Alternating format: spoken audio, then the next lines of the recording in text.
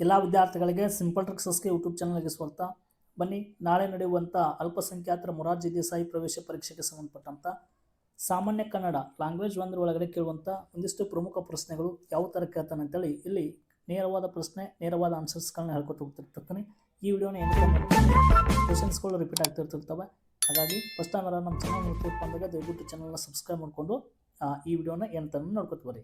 First ಪ್ರಶ್ನೆ ಏನಿದೆಯಪ್ಪ ಅಂತ ನೋಡ್ಕೊತ ಬಂದಾಗ, ಮರದಲ್ಲಿ ಹಕ್ಕಿ ಕೂತಿದೆ, ಇಲ್ಲಿ ಅಡೆಗೆರೆ ಎಳೆದ ಪದದಲ್ಲಿರುವಂಥ ವಿಭಕ್ತಿ ಪ್ರತ್ಯಯ ಯಾವುದು ಅಂತ ಕ್ವಶನ್ಸ್ನ ಕೊಡ್ತಾನೆ.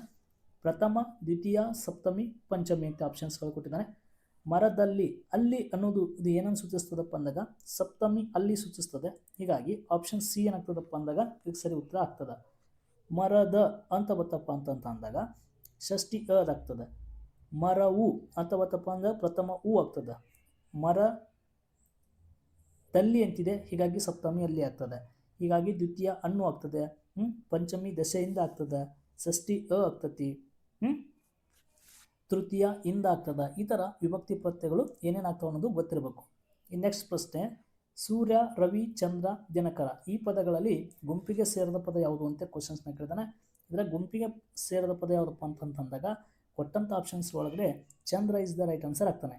ಯಾಕೆ ಚಂದ್ರನ ನಾವು ತೆಗೆದೋಗಿದ್ದೇವಪ್ಪ ಅಂತಂದಾಗ ಇಲ್ಲಿ ರವಿ, ದಿನಕರ, ಸೂರ್ಯ ಇವೆಲ್ಲ ಸೂರ್ಯನಿಗೆ ಕರೆಯುವಂಥ ಸಮಾನಾರ್ಥಕ ಪದಗಳು.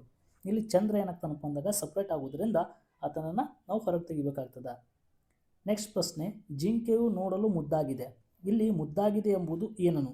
ಇಲ್ಲಿ ಸಂಖ್ಯಾವಾಚಕ. ಇಲ್ಲೇನಾದ್ರೂ ಸಂಖ್ಯೆಯನ್ನು ಸೂಚಿಸ್ತಾ ಇರ್ತಾನೆ ನೋಡ್ರಿ, ಇಲ್ಲ ಸಂಖ್ಯಾವಾಚಕ ಅಲ್ಲ. ಹಾಗಾಗಿ ಜಿಂಕೆ ಹೆಂಗಾಗಿದೆ? ಮುದ್ದಾಗಿದೆ. ಜಿಂಕೆಯ ಗುಣವನ್ನ ಸೂಚಿಸ್ತಾ ಆಗ್ತೈತೆ. ಹೀಗಾಗಿ ಇದನ್ನ ಗುಣವಾಚಕ ಅಂತ ಕೇಳ್ತೇವೆ. ದಿಕ್ಕುಗಳು ಏನಾದರೂ ಸೂಚಿಸಿದಪ್ಪ ಅಂದಾಗ ದಿಕ್ವಾಚಕ ಆಗ್ತದೆ. ಪ್ರಕಾರವಾಚಕಪ್ಪ ಅಂತಂತ ಅಷ್ಟು ಇಷ್ಟು ಹಲವು ಕೆಲವು ಈ ಥರ ಬಂದಿದ್ದಪ್ಪ ಅಂತ ಅಂದಾಗ ಅವು ಪ್ರಕಾರವಾಚಕದಲ್ಲಿ ನಮ್ಗೆ ಕಂಡು ಬರ್ತವೆ. ಇನ್ನು ನೆಕ್ಸ್ಟ್ ಪ್ರಶ್ನೆ, ಕ, ಚ, ಟ, ತ, ಪ ವ್ಯಂಜನಾಕ್ಷರಗಳು ಯಾವ ಪ್ರಕಾರಗಳಿಗೆ ಉದಾಹರಣೆಯಾಗಿವೆ ಅಂತ ಪ್ರಶ್ನೆ ಕೊಡ್ತಾನೆ. ಇಲ್ಲಿ ಕ, ಚ, ಟ, ತ, ಪ ಇವು ಎಂಥವಪ್ಪ ಅಂತಂದಾಗ ಅಲ್ಪ ಪ್ರಾಣಗಳು ಅಂತ ಕೇಳ್ತೇವೆ.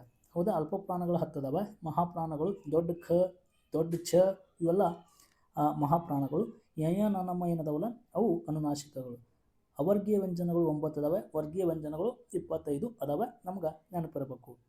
ಇನ್ನು ನೆಕ್ಸ್ಟ್ ಪ್ರಶ್ನೆ ಸಂಖ್ಯೆ 5 ಏನಿದೆ ನೋಡ್ಕೊಟ್ರಲ್ಲಿ, ತೆಂಗಿನ ಕಂಗಿನ ಈ ಪದಗಳ ಅರ್ಥ ಏನು ಅಂತ ಕ್ವಶನ್ಸ್ನ ಕೊಟ್ಟಾನ.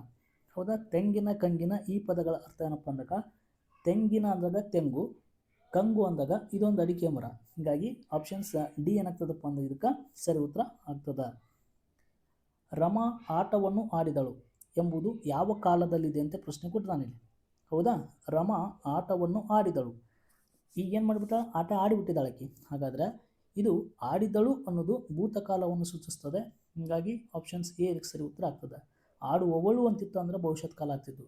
ರಮಾ ಆಟವನ್ನು ಆಡುತ್ತಿದ್ದಾಳೆ ಅಂದಾಗ ವರ್ತಮಾನ ಕಾಲ ಆಗ್ತಿತ್ತು. ನೆಕ್ಸ್ಟ್, ಎಲ್ಲಿ ಭೂರಮೆ ದೇವಸನ್ನಿಧಿ ಬಯಸಿ ಬಿಮ್ಮನೆ ಬಂದಳು ಈ ಪದ್ಯವನ್ನು ಬರೆದ ಕವಿ ಯಾರು ಅಂತ ಪ್ರಶ್ನೆ ಕೊಟ್ಟಿದ್ದಾನೆ. ಇದನ್ನು ಬರೆದವರು ಯಾರಪ್ಪ ಅಂತಂದಾಗ ಕವಿ ಶಿಷ್ಯ ಆದಂಥ ಪಂಚಮಂಗೇಶ್ವರಯ್ಯವರು ಈ ಪದ್ಯವನ್ನು ಅವರು ಬರೀತಾರೆ. ನೆಕ್ಸ್ಟ್, ಕೊಂದನು ಕ್ರಿಯಾಪದದ ಮೂಲ ರೂಪ ಏನು? ಹೌದಾ, ಕೊಂದನು ಕ್ರಿಯಾಪದದ ಮೂಲ ರೂಪ ಏನಪ್ಪ ಅಂದಾಗ ಕೊಲ್ಲು ಆಗ್ತದೆ. ಆಪ್ಷನ್ಸ್ ಡಿ ಇದಕ್ಕೆ ಸರಿ ಉತ್ತರ ಆಗ್ತದೆ. ಅವನ ಜಾಣತನ ನನ್ನ ಹತ್ತಿರ ನಡೆಯದು. ಈ ವಾಕ್ಯದಲ್ಲಿ ಜಾಣತನ ಎಂಬುದು ಏನು ಅಂತ ಪ್ರಶ್ನೆ ಕೊಟ್ಟಾನ. ಹೌದಾಗ ಜಾಣತನ, ಹಿರಿಮೆ ಇವೆಲ್ಲ ಏನಾಗ್ತಪ್ಪ ಅಂತಂದಾಗ ತದ್ದಿತ ಅಂತ ಭಾವನಾಮಗಳಾಗ್ತವೆ. ಹೀಗಾಗಿ ಆಪ್ಷನ್ಸ್ ಇದಕ್ಕೆ ಬಿ ಸರಿ ಉತ್ತರ ಆಗ್ತದೆ. ಇನ್ನು ನೆಕ್ಸ್ಟ್ ಪ್ರಶ್ನೆ ಏನಿದೆಯಪ್ಪ ಅಂತಂದಾಗ ಪ್ರಶ್ನೆ ನಂಬರ್ 10, ಕುರುಡ, ಕುಂಟ, ವಿದ್ಯಾರ್ಥಿ, ಶಿಕ್ಷಕ ಇವು ಯಾವ ನಾಮಪದಕ್ಕೆ ಉದಾಹರಣೆಯಾಗಿವೆ? ಅಂಕಿತನಾಮ, ಅನ್ವರ್ತಕ ನಾಮ, ರೂಢನಾಮ, ನಾಮಪ್ರಕೃತಿ ಅಂತಿದ್ದಾವೆ. ಇವು ವ್ಯಕ್ತಿ ಅಂಗವೈಕಲ್ಯಕ್ಕೆ ಮತ್ತು ವೃತ್ತಿ ಅನುಸಾರವಾಗಿ ಕರಿತಿದ್ದೇವಪ್ಪ ಅಂದ್ರೆ ಅವಕ್ಕನ್ನ ಅನ್ವರ್ತಕ ನಾಮಗಳಂತ ಕರಿತೇವೆ. ಆಪ್ಷನ್ ಸಿ ಇದಕ್ಕೆ ಸರಿ ಉತ್ತರ ಆಗ್ತದೆ. ರೂಢಿಯಿಂದ ಬಂದಿದ್ದಪ್ಪ ಅಂದಾಗ ಉದಾಹರಣೆಗೆ ಈ ಅರಣ್ಯ, ನದಿ, ಪರ್ವತ ಇವೆಲ್ಲ ರೂಢಿಯಿಂದ ಬಂದಿದ್ದು. ಹೀಗಾಗಿ ಅವು ರೂಢನಾಮಗಳಾಗ್ತವೆ. ಇಟ್ಟ ಹೆಸರುಗಳನ್ನು ಅಂಕಿತ ನಾಮಗಳಂತೇಳಿ ನಾವು ಕರಿತೇವೆ. ಸಂಧಿ ಕಾರ್ಯ ಆಗದೆ ಇರ್ತಪ್ಪ ಅಂದ್ರೆ ಅದು ನಾಮ ಪ್ರಕೃತಿ. ತಂದೆಗೆ ಪತ್ರ ಬರೆಯುವಾಗ ಬಳಸುವ ಸೂಕ್ತವಾದ ಸಂಬೋಧನೆ ಏನು ಅಂತ ಕ್ವಶನ್ಸ್ನ ಕೊಟ್ಟಾನಿಲ್ಲಿ. ತೀರ್ಥರೂಪ ತಂದೆಯವರಿಗೆ ಅಂತ ಬರಿತೇವೆ ನಾವು. ಹೀಗಾಗಿ ಆಪ್ಷನ್ ಸಿ ಇದಕ್ಕೆ ಸರಿ ಉತ್ತರ ಆಗ್ತದೆ. ಚಿರಂಜೀವಿಯಪ್ಪ ಅಂತಂದಾಗ ನಮ್ಗಿಂತ ಸರನ್ನವರಿಗೆ. ಮಾತೃಶ್ರೀ ಅಂದರೆ ತಾಯಿಗೆ ಬರಿತೇವೆ. ಆತ್ಮೀಯ ಅಂದಾಗ ನಮ್ಮ ಫ್ರೆಂಡ್ಸಿಗೆ ಆತ್ಮೀಯ ಅಂತೇಳಿ ನಾವು ಬರಿತೇವೆ.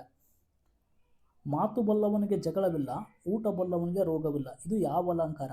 ಏನಾದರೂ ಈ ಥರ ಗಾದೆ ಮಾತಕ್ಕೆ ಏನಾದರೂ ಸಂಬಂಧಪಟ್ಟಂಥ ಏನಾದರೂ ಕ್ವಶನ್ಸ್ ಕೇಳಿದಪ್ಪ ಅಂದಾಗ ಇವು ದೃಷ್ಟಾಂತ ಅಲಂಕಾರಗಳು ಆಗ್ತವೆ. ಹೀಗಾಗಿ ಗಾದೆ ಮಾತು ರಿಲೇಟೆಡು ಅಲಂಕಾರಗಳ ಪ್ರಶ್ನೆ ಬಂದು ಅಂದ್ರೆ ನೀವು ಸೀದಾ ದೃಷ್ಟಾಂತ ಅಲಂಕಾರನ ಹಾಕಿ ಬಂದುಬಿಡ್ರಿ. ನೆಕ್ಸ್ಟ್ ಪ್ರಶ್ನೆ, ಕೆಳಗಿನ ಯಾವ ಪದವು ಅಂಸಿ ಸಮಾಸಕ್ಕೆ ಉದಾಹರಣೆಯಾಗಿದೆ? ಅಂಸಿ ಸಮಾಸಕ್ಕೆ ಸಂಬಂಧಿಸಿದಂಥ ಉದಾಹರಣೆ ಯಾವುದಪ್ಪ ಅಂದಾಗ ಇದರಲ್ಲಿ ಅಂಗೈ ಇದು ಅಂಸಿ ಸಮಾಸ. ಮುಕ್ಕಣ್ಣು ಇತ್ತಂದ್ರೆ ಅಂಸಿ ಸಮಾಸ ಆಗ್ತಿತ್ತು. ಇಲ್ಲಿ ಮುಕ್ಕಣ್ಣ, 3 ಕಣ್ಣು ಉಳ್ಳವನು ಯಾವನವನು ಮುಕ್ಕಣ್ಣ, ಇದು ಬಹುರ್ವಿ ಸಮಾಸದಾಗ ಬರ್ತದೆ. ಹೀಗಾಗಿ ಅಂಗೈ ಇದನ್ನು ನಾವು ರೈಟ್ ಆನ್ಸರ್ನ ಹಾಕಬೇಕಾಗ್ತದೆ. ಇಲ್ಲಿ ಈ ಕೆಳಗಿನ ಯಾವ ಪದ ಅನುಕರಣಾವ್ಯಕ್ಕೆ ಸೇರಿದೆ? ಅನುಕರಣೆ ಮಾಡಿ ಹೇಳುವುದು ಯಾವುದು ಇದ್ರಾಗ? ಜುಳು ಜುಳು. ನೀರು ಹೆಂಗೆ ಹೊಂಟದ? ಜುಳು ಜುಳು ಹರಿದು ಹೊಂಟದ. ನಾವು ಅನುಕರಣೆ ಮಾಡಿ ಹೇಳುವಂಥದ್ದು ಆಪ್ಷನ್ ಸಿ ಇದಕ್ಕೆ ಸರಿ ಉತ್ತರ ಆಗ್ತದೆ. Okay, next question number 15. ತವಕ ಈ ಪದದ ಅರ್ಥ ಏನು ಅಂತ ಪ್ರಶ್ನೆ ಕೊಟ್ಟಾನ. ಹೌದಾ? ತವಕ ಈ ಪದದ ಅರ್ಥ ಏನಪ್ಪ ಅಂದಾಗ ಆತುರ. ಆತುರದಿಂದ ಈ ಪದದ ಅರ್ಥ ತವಕ ಪದದು ಆತುರ. ನೆಕ್ಸ್ಟ್, ಈ ಗಾದೆ ಮಾತನ್ನು ಪೂರ್ಣಗೊಳಿಸಿರಿ ಅಂತ ಕ್ವಶನ್ಸ್ನ ಕೊಟ್ಟಾರೆ. ಇಲ್ಲೊಂದು ಗಾದೆ ಮಾತು ಕೊಟ್ಟಿದ್ದಾರೆ. ಈ ಗಾದೆ ಮಾತನ್ನು ಪೂರ್ಣಗೊಳಿಸಿರಿ. ಒಗ್ಗಟ್ಟಿನಲ್ಲಿ ಬಲವಿದೆ. ಹೀಗಾಗಿದ್ರೆ ಇದಕ್ಕೆ ಸರಿಯಾದ ಉತ್ತರ ಏನಪ್ಪ ಅನ್ನೋದು ಆಪ್ಷನ್ಸ್ ಬಿ ಇದಕ್ಕೆ ಸರಿ ಉತ್ತರ ಆಗ್ತದೆ. ನೆಕ್ಸ್ಟ್, ಸದಾನಂದ ಪದವನ್ನು ಬಿಡಿಸಿ ಬರೆದಾಗ ಸದಾನಂದ ಸತ್ ಪ್ಲಸ್ ಆನಂದ ಸದಾನಂದ, ಚಿತ್ ಪ್ಲಸ್ ಆನಂದ ಚಿದಾನಂದ, ಈ ಥರ ನಾವು ಕೂಡ ಬಿಡಿಸ್ತೇವೆ. ಹೀಗಾಗಿ ಆಪ್ಷನ್ ಸಿ ಇದಕ್ಕೆ ಸರಿ ಉತ್ತರ ಆಗ್ತದೆ. ಸವಿಗನ್ನಡ ಪದವು ಯಾವ ಸಂಧಿಗೆ ಉದಾಹರಣೆ ಆಗ್ತದೆ? ಸವಿಗನ್ನಡ, ಸವಿ ಪ್ಲಸ್ ಕನ್ನಡ ಸವಿಗನ್ನಡ, ಗಕಾರಕ್ಕೆ ಗಕಾರ ಆದೇಶವಾಗಿ ಬಂದಿದೆ. ಹೀಗಾಗಿ ಇದು ಆದೇಶ ಸಂಧಿಗೆ ಏನಾಗ್ತದಪ್ಪ ಅಂದಾಗ ಉದಾಹರಣೆ ಆಗ್ತದೆ. ನೆಕ್ಸ್ಟ್, ಕನ್ನಡದಲ್ಲಿ ಜ್ಞಾನಪೀಠ ಪ್ರಶಸ್ತಿ ಪಡೆದವರು ಯಾರು? ಈ ಕೊಟ್ಟಂಥ ಆಪ್ಷನ್ಸ್ ಒಳಗಡೆ KS ನಿಸಾರ್ ಅಹಮದ್, ಗೀತಾ ನಾಗಭೂಷಣ್, ಚಂದ್ರಶೇಖರ್ ಕಂಬಾರ್, SL ಭೈರಪ್ಪ. ಇದರಲ್ಲಿ ಜ್ಞಾನಪೀಠ ಪ್ರಶಸ್ತಿ ಪಡೆದವರು 8ನೇದವರು ಕನ್ನಡದ ವ್ಯಕ್ತಿ ಚಂದ್ರಶೇಖರ್ ಕಂಬಾರ ಅಂತೇಳಿ ನಾವು ಸರಿ ಉತ್ತರವನ್ನು ಹಾಕಬೇಕಾಗ್ತದೆ. ಇದು ಅಂತೂ ಎಲ್ಲರಿಗೂ ಗೊತ್ತಿರುವಂಥ ಪ್ರಶ್ನೆ. ಜಯ ಭಾರತ ಜನನೀಯ ತನುಜಾತೆ ಈ ಗೀತೆಯನ್ನು ಬರೆದವರು ಯಾರು ಅಂತ ಪ್ರಶ್ನೆ ಕೊಟ್ಟಿದ್ದಾನೆ.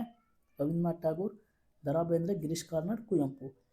ನಮ್ಮ ನಾಡಗೀತೆ ಅಂತ ಹೇಳ್ತೇವೆ, ಇದನ್ನು ಬರೆದವರೇ ಕುವೆಂಪು. ಹೌದಾ? ರವೀಂದ್ರನಾಥ್ ಠಾಗೂರ್ ಅವರು ನಮ್ಮ ರಾಷ್ಟ್ರಗೀತೆಯನ್ನು ಏನು ಮಾಡ್ತಾರಪ್ಪ ಅಂದಾಗ ಬರೀತಾರೆ. ನಾಡಗೀತೆಯನ್ನು ಬರೆದವರು ರಾಷ್ಟ್ರಕವಿ ಕುವೆಂಪು ಆಗ್ತಾರೆ. ಈ ಥರ ಕನ್ನಡಕ್ಕೆ ಸಂಬಂಧಪಟ್ಟಂಥ ನಿಮಗೆ ನಾಳೆ 20 ಅಂಕಗಳದ ಮೇಲೆ ಕ್ವಶನ್ಸ್ಗಳನ್ನು ಕೇಳ್ತಿರ್ತಾನೆ. ಈ 20 ಅಂಕಗಳಿಗೆ ಸಂಬಂಧಪಟ್ಟಂಥ ಈ ಥರ ಒಂದೊಂದು ಸಿಂಪಲ್ ಕ್ವಶನ್ಸ್ಗಳನ್ನು ಬಿಡಿಸಿದ್ದೀನಿ. ಕನ್ನಡ ಅಷ್ಟು ಜಾಸ್ತಿ ಹೇಳಲ್ಲ. ಗಣಿತ, ವಿಜ್ಞಾನ ಮತ್ತು ಸಮಾಜ ವಿಜ್ಞಾನ ಸಾಕಷ್ಟು ವಿಡಿಯೋಗಳು ನಿಮ್ಗೆ ಸಿಗ್ತವೆ. ಅವ್ಕೊಂಡು ಹೋಗಿ ನೋಡ್ಕೊಡ್ರಿ. ಅವೇ ಕ್ವಶನ್ಸ್ಗಳು ಏನಾಗ್ತವೆ ಮತ್ತು ಯಾವುದೇ ಕ್ವಶನ್ಸ್ಗಳು ರಿಪೀಟ್ ಆಗಲ್ಲ. ಧನ್ಯವಾದಗಳು ರೀ. ಫಸ್ಟ್ ಟೈಮ್ ಚಾನಲ್ನ ಸಬ್ಸ್ಕ್ರೈಬ್ ಮಾಡಿಕೊಡ್ರಿ.